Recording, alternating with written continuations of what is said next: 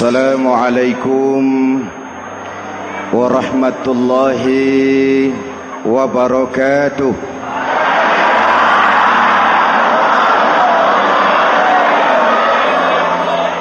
Alhamdulillahi rabbil alamin, wassalatu wassalamu ala ashrafil mursalin, sayyidina wa maulana Muhammadin wa ala alihi wa sahbihi ajmain, amma ba'du. Para ulama yang saya muliakan, hadirin hadirat ma'asyiral muslimin yang saya cintai, banyak kita alami perubahan-perubahan yang terjadi, baik perubahan yang menyangkut sosial budaya, lebih-lebih yang menyangkut sosial politik. Yang tidak banyak mengalami perubahan adalah sosial ekonomi. Bahkan angka kemiskinan kita naik menjadi 3/5 dari total penduduk kita hidup di bawah garis kemiskinan, dan 20% diantaranya miskin mutlak. Perubahan-perubahan yang terjadi menyadarkan kita kepada kebenaran Al-Quran ketika Allah menyatakan wa tilkal ayyamu nudawiluha bainan nas. Hari itu kami putar di antara manusia. Ada saat datang, ada waktu pergi. Ada hari lahir, ada saat kembali, ada waktu dilantik, ada saat menyerahkan jabatan. Hari kami putar di antara manusia dan hidup cuma sekadar menunggu giliran. Soalnya kemudian di tengah perubahan-perubahan yang terjadi begitu cepat, what must we do now?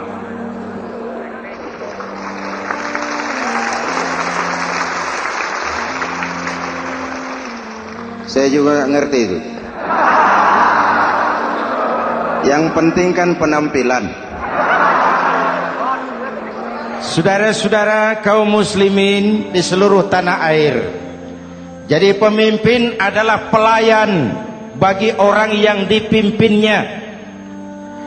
Oke lah, perbaikan ekonomi, pembukaan lapangan kerja baru kita serahkan kepada pemerintah, karena kita percaya mereka orang-orang terpilih belaka yang dipilih dengan kepercayaan akan mampu membawa rakyat keluar dari kesulitan. Amin.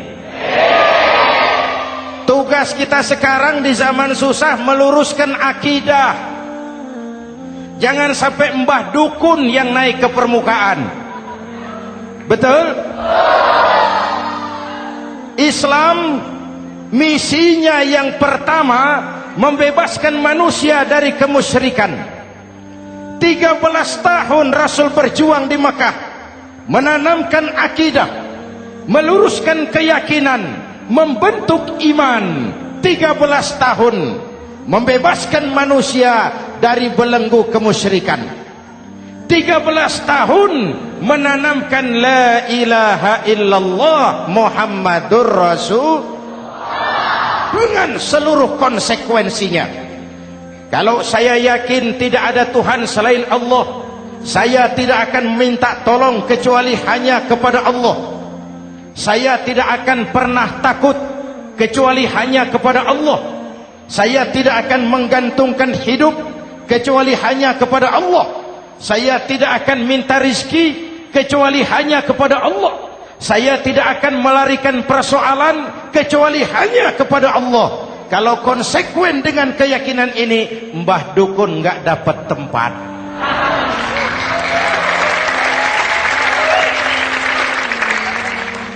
Akur?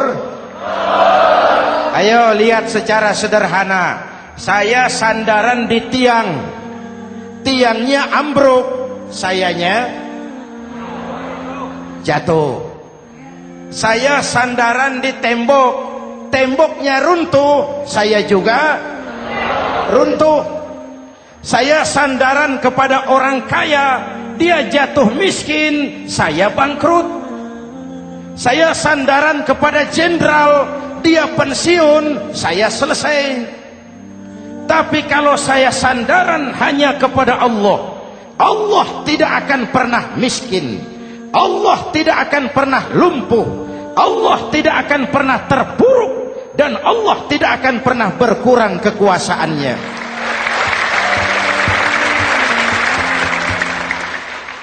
Maka umat Islam, sesulit apapun zaman yang kita hadapi, Allah juga tempat kita bersandar. Jelas? Selama ini kita iman dalam ucapan, tapi sekuler dalam perbuatan.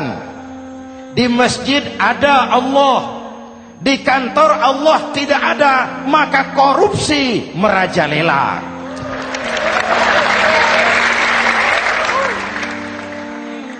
Di masjid ada Allah, di pasar Allah tidak ada, maka timbangan tetap curang. Kita iman dalam ucapan, tapi sekuler dalam perbuatan. Oleh karena itu, sesulit apapun zaman yang kita hadapi, iman jugalah pegangan kita, Allah juga tempat kita bersandar. Boleh zaman berubah, akidah jangan sampai goyah. Karena iman kita hidup, untuk iman kita berjuang, dan dalam iman kita ingin kembali menghadap Allah Subhanahu. Selama ini manusia Indonesia kita lebih banyak diisi otaknya, hati sering kosong, agama dangkal, akidah rapuh, moral rendah. Memang kemudian muncul banyak orang-orang pintar, cuma sayang tidak benar. Indonesia kita bangkrut, Indonesia kita terpuruk, Indonesia kita sakit parah kalau diurus orang yang cuma pintar tapi tidak benar. Kita perlu orang-orang pintar, tapi kita lebih perlu orang benar. Jelas?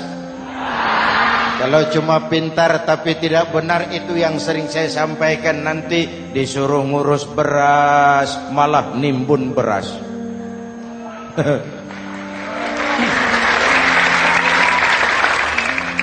Disuruh ngurus laut malah jadi bajak laut. Disuruh ngurus hutan rame-rame jadi orang hutan. Jutaan hektar hutan Indonesia kita ini merupakan kekayaan sumber daya alam kita yang harus digunakan bagi sebesar-besar kemaslahatan rakyat. Yang disuruh ngurus hukum malah bikin hukum seperti pisau, tajam ke bawah, tumpul ke atas. Jangan heran lalu di masyarakat muncul street justice, pengadilan jalanan, sebagai refleksi dari ketidakpuasan melihat sikap hukum yang sangat berpihak. Kalau yang kecil salah, hukum cepat-cepat ditegakkan.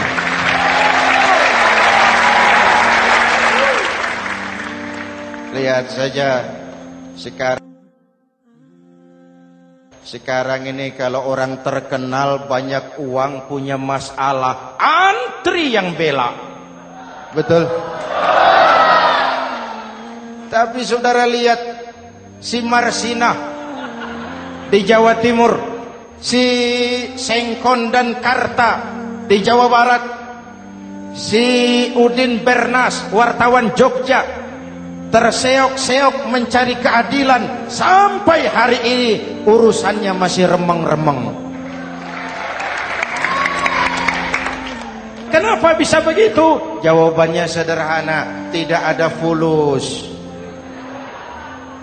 Ada fulus mulus, tidak ada fulus manfus.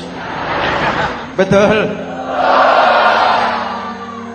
Jangan sampai para penegak hukum kita terjebak pada lagu baru, maju tak gentar membela yang bayar.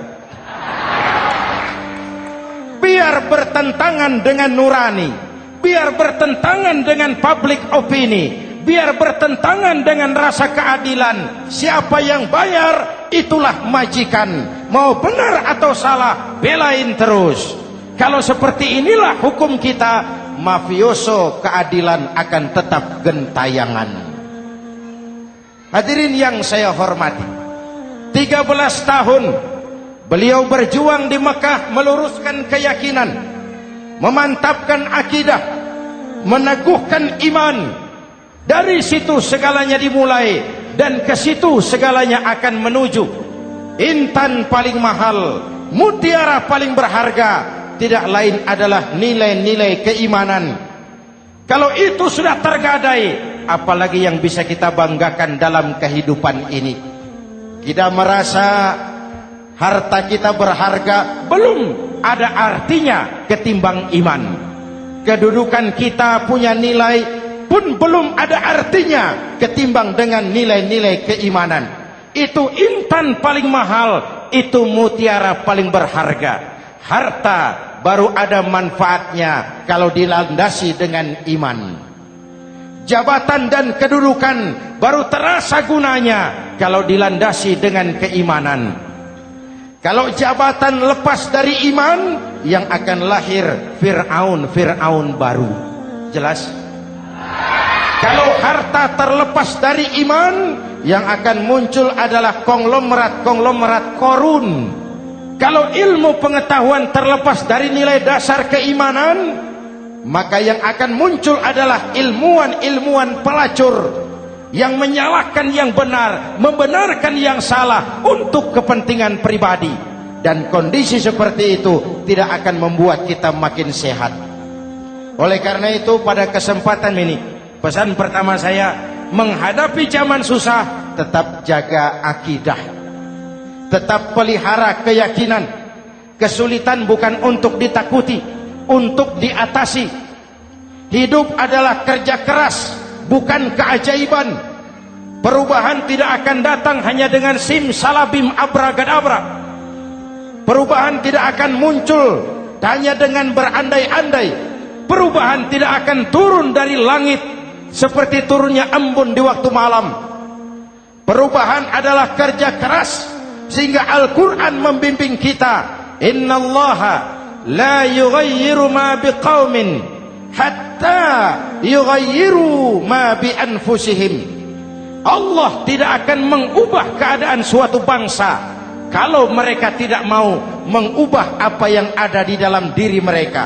Yang ada di dalam diri itu rule of thinking, state of mind, cara kita berpikir, cara kita memandang kehidupan, cara kita mengatasi persoalan. Hadirin yang saya hormati, inilah iman. Berangkat dari ini kita menyadari, ini ujian buat kita rakyat. Dan kita rakyat Indonesia ini kalau sama susah sih sudah kenyang. Ya Pak? Ya Pak? Kita ini sebagai bangsa mengalami apa yang disebut oleh Bung Karno up and down, naik turun, timbul tenggelam, pasang surut.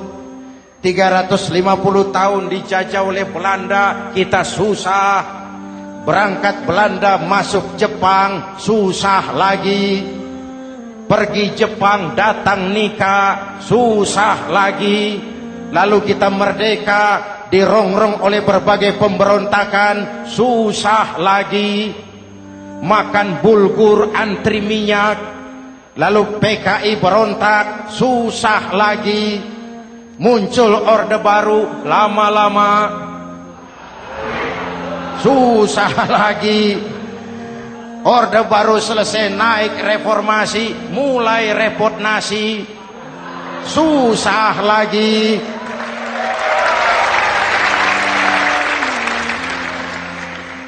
Kalau susah kita ini sudah akrab, sudah intim, mestinya kalau sudah susah seperti itu jangan salah sikap menyikapi kesusahan. Jangan sampai kita potong kompas, ambil jalan pintas, terjebak menghalalkan segala cara. Itu tidak akan menguntungkan, itu tidak akan menyelesaikan. Kalaupun selesai nampaknya penyelesaian sesaat, dan penyelesaian sesaat bukan penyelesaian yang sebenarnya. Karena itu tetaplah dalam koridor keimanan. Boleh zaman berubah, akidah jangan sampai goyah. Silahkan masa berganti, tapi keyakinan jangan mati. Sekali la ilaha illallah sampai tetes darah paling penghabisan, tetap la ilaha. Sanggup? 3 orang. Sanggup? 21. Sanggup? Kalau sanggup kita harus konsekuen. Saudara-saudara di seluruh tanah air, misi yang kedua dari Islam setelah membebaskan manusia dari kemusyrikan, membebaskan manusia dari ras diskriminasi, mengikat manusia dengan tali akidah. Sebelum Islam datang, manusia dibedakan oleh warna kulit, manusia dibedakan oleh faktor keturunan, manusia dibedakan oleh faktor harta dan benda. Adalah Rasul yang mengajarkan, innallaha la yanzuru ila suwarikum wala ila amwalikum walakin yanzuru ila qulubikum wa a'malikum. Allah tidak melihat potonganmu, Allah tidak melihat hartamu. Yang Allah lihat itu adalah hatimu dan amal perbuatanmu. Jauh sebelum Amerika teriak-teriak membanggakan apa yang mereka sebut sebagai Declaration of Independence, Nabi sudah mengajarkan kepada kita semua, An-nas kulluhum li Adam wa Adam min turab la fadla li Arabiyyin ala ujamiyyin illa bittaqwa. Seluruh manusia berasal dari Adam. Adam diciptakan dari tanah. Tidak ada kelebihan Arab dengan yang bukan Arab kecuali takwanya. Jauh sebelum Amerika mencanangkan bahwa semua manusia dilahirkan sama, that all men are created equal. Jauh sebelum itu Islam sudah membebaskan manusia dari ras diskriminasi. Apa dalam konteks kekinian menghadapi zaman susah tetap jaga kerukunan? Ya Pak, ya Bu, oi Bu, menghadapi zaman susah tetap jaga kerukunan, baik antar umat seagama, antar umat beragama, maupun antar umat beragama dengan pemerintah. Menjaga kerukunan, jangan saling sikat sikut di antara kita. Sebab kalau sudah rukun, saya ajak berhitung, 1 ditambah 1 sama dengan, itu matematika namanya, hasilnya pasti. Tapi angka sosial hasilnya aneh. Saya ubah jadi angka sosial. Ayo kita berhitung lagi. 1 orang takut ditambah 1 orang takut sama dengan 2 orang setengah berani. Kenapa setengah berani? Karena sudah berdua. Tadi kan takut sendiri. Kalau sama-sama takut berkumpul jadi setengah berani. Kalau ditambah 1 orang takut lagi, 1 orang takut ditambah 1 orang takut ditambah 1 orang takut sama dengan 3 orang berani. Kenapa jadi berani? Karena sudah bertiga. Kita yang lemah, kita yang marginal, kita yang dikucilkan, bahkan kita yang dilecehkan, kalau mau rukun kita akan kuat dan tidak bakal dipermainkan orang.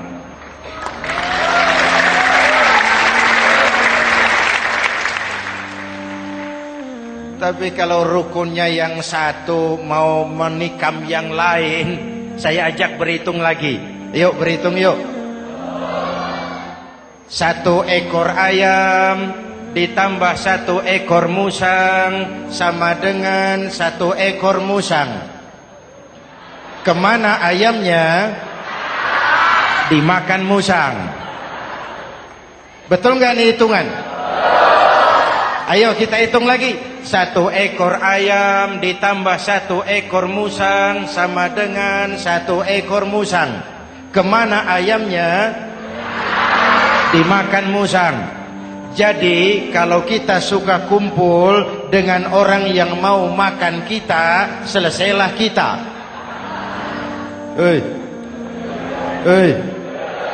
Maka kalau merasa kita ini ayam, yuk kumpul sama-sama ayam, pulang ke kandang ayam.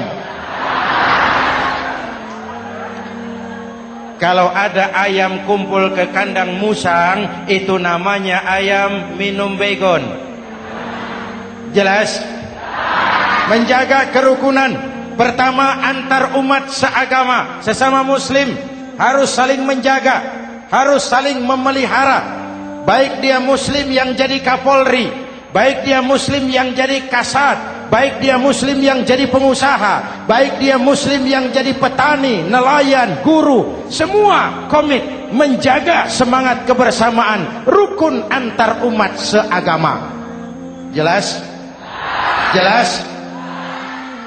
Hadirin yang saya hormati, atas dasar itu saya ingatkan kembali, kita semua ingin persoalan terorisme dilepaskan kaitannya dari agama manapun.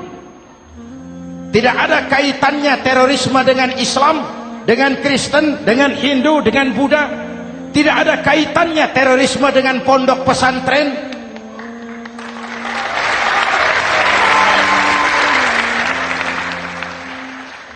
Jangan sampai pesantren jadi kambing hitam. Karena sejak zaman penjajahan, pesantren sudah terbukti memberikan kontribusi bagi perjuangan memerdekakan rakyat Indonesia. Rukun antar umat seagama. Yang kedua, rukun antar umat beragama. Islam ini rahmatan lil, jangankan manusia walaupun berbeda agama, binatang saja dihormati. Ada hadis, fa iza zabahtum fa ahsinuz zibhata. Kalau kamu menyembelih hewan, sembelihlah dengan cara yang terbaik. Jangan menyembelih ayam dengan pisau tumpul. Itu namanya tidak berperi kebinatangan. Yang kecil lagi, saudara buka babul istinja, makruh buang air kecil di tanah yang berlubang. Sebab apa? Pertama, menjaga kesehatan. Siapa tahu di lubang yang saudara buang air kecil itu ada gas beracun. Kalau tidak, melindungi binatang yang ada di dalam lubang. Siapa tahu di lubang yang saudara buang air kecil itu ada semut sedang rapat membahas terorisme. Apa dosanya lalu mati dikencingi? Ini namanya rahmatan lissemut. Binatang saja dilindungi. Maka perbedaan agama tidak harus menyebabkan kita bertolak belakang. Perbedaan agama bukan alasan untuk saling bermusuhan. Apalagi kita sudah menyadari tentang kemajemukan kita, tentang kebinekaan kita, tentang keragaman kita. Rukun antar umat beragama, saling menghormati, saling menghargai, tapi tetap dalam batas lakum dinukum. Lalu rukun antar umat beragama dengan pemerintah. Hadirin yang saya hormati, yang benar kita dukung, yang salah kita perbaiki dan kita tegur menurut cara-cara yang diajarkan oleh agama kita. Dan sholat berjamaah, pendidikan bernegara yang paling bagus. Tadi kita sholat ada imam, ada makmum, betul? Makmum wajib ikut imam kalau imam benar sholatnya. Rakyat wajib ikut pemimpin kalau pemimpin benar mimpinnya. Masyarakat Islam ini loyal. Masyarakat Islam ini bukan pemberontak. Masyarakat Islam ini taat dan setia. Kapan? Kalau imamnya benar. Imam takbir, makmum. Imam ruku, makmum. Imam i'tidal, makmum. I'tidal. Imam sujud, makmum. Tapi kalau imam keliru, mestinya imam ruku malah sujud. Salah imam ini. Tegur. Siapa yang wajib negur? Makmum yang sop terdepan. Anggota DPR.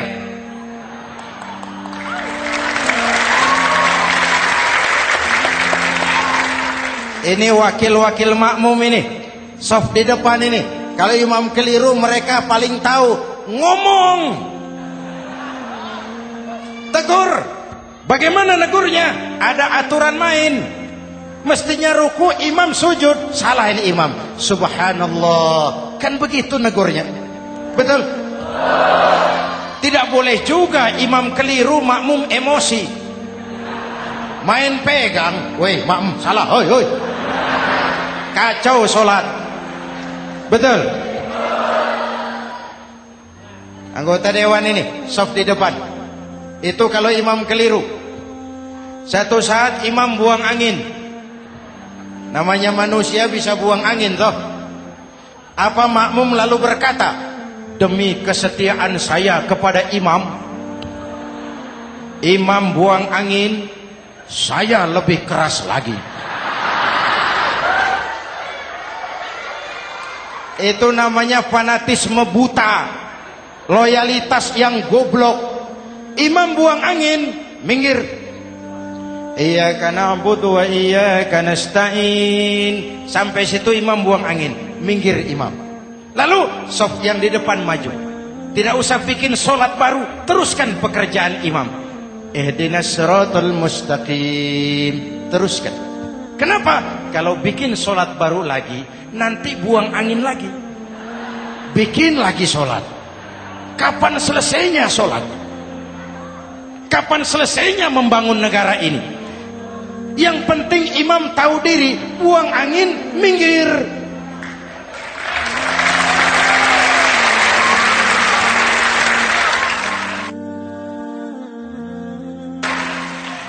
Ini kacaunya sholat berjamaah kita sekarang. Kacaunya negeri kita sekarang. Banyak imam sudah buang angin, gengsi. Dia aja merasa nggak punya salah. Dikasih tahu sama makmum, imam tadi buang angin ya, malah jawab sedikit. Apa kalau sedikit lalu tidak batal sholat itu? Mekanisme kehidupan sosial yang diatur lewat tuntunan sholat berjamaah. Sehingga Nabi berpesan, kun imaman muta'an au ma'muman muti'an fala takun thalisan jazu'a. Kalau jadi pemimpin, jadilah pemimpin yang ditaati. Kalau jadi makmum, jadilah makmum yang mentaati. Jangan jadi golongan ketiga pemecah belah. Di depan tidak jalan, di belakang takut, ditaruh yang di tengah, di depan didorong, yang belakang ditendang. Ini namanya biang kerok. Saudara-saudara, dari uraian singkat ini saya ambil beberapa catatan pokok.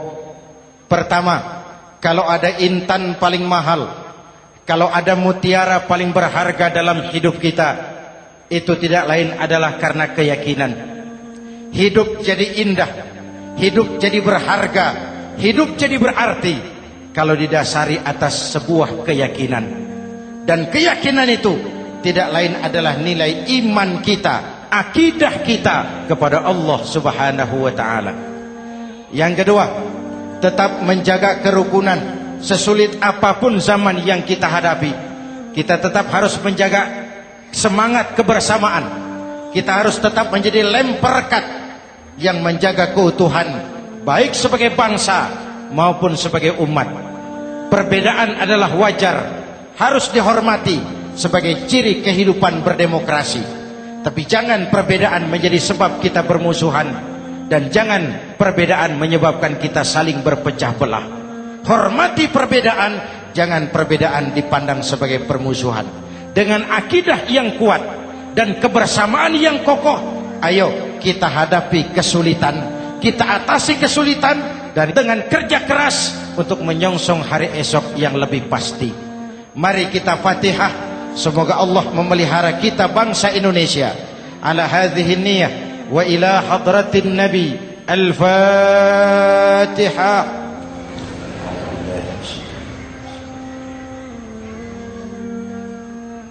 Iyyaka na'budu wa iyyaka nasta'in. Shiratal mustaqim. Shiratal ladzina an'amta 'alaihim.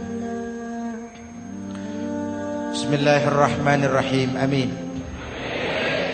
Alhamdulillahi rabbil alamin. Allahumma salli wa sallim wa barik ala sayyidina Muhammadin wa ala alihi wa sahbihi ajma'in. Allahumma rabbana taqabbal minna salatana wa siyamana wa qiyamana wa takhashu'ana wa ta'abbudana wa tammim taksirana ya arhamar rahimin. Allahumma aslih man fi salahihi salahul muslimin. Allahumma ahlik man fi halakihi salahul muslimin. Allahumma rabbana la tu'akhizna in nasina aw akhtana. Rabbana wa la tahmil alaina isran kama hamaltahu ala alladhina min qablina. Rabbana wa la tuhammilna ma la taqata lana bih wa'fu 'anna waghfir lana warhamna anta maulana fansurna 'alal qaumil kafirin. Allahumma ij'alna minas su'ada'il maqbulin wa la taj'alna minal ashqiya'il mardudin. Afdalu ma qultuhu ana wan nabiyyuna min qabli. La ilaha illallah.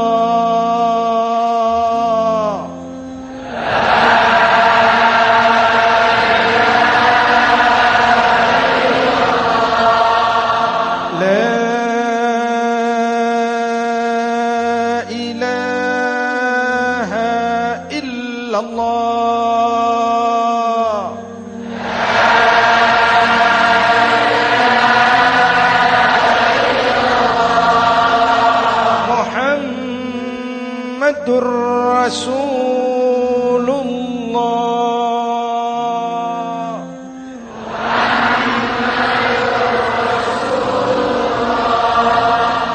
Sallallahu alaihi wa alihi wa sallam. Kalimatu haqqin 'alaiha nahya wa 'alaiha namut wa 'alaiha wa biha nub'atsu insyaallah minal aminin minal aminin minal aminin rahmatika ya arhamar rahimin.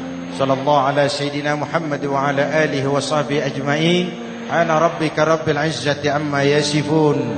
Salamun alal mursalin. Walhamdulillahi rabbil alamin. Jumpa lagi di lain kesempatan insyaallah. Wassalamualaikum warahmatullahi wabarakatuh.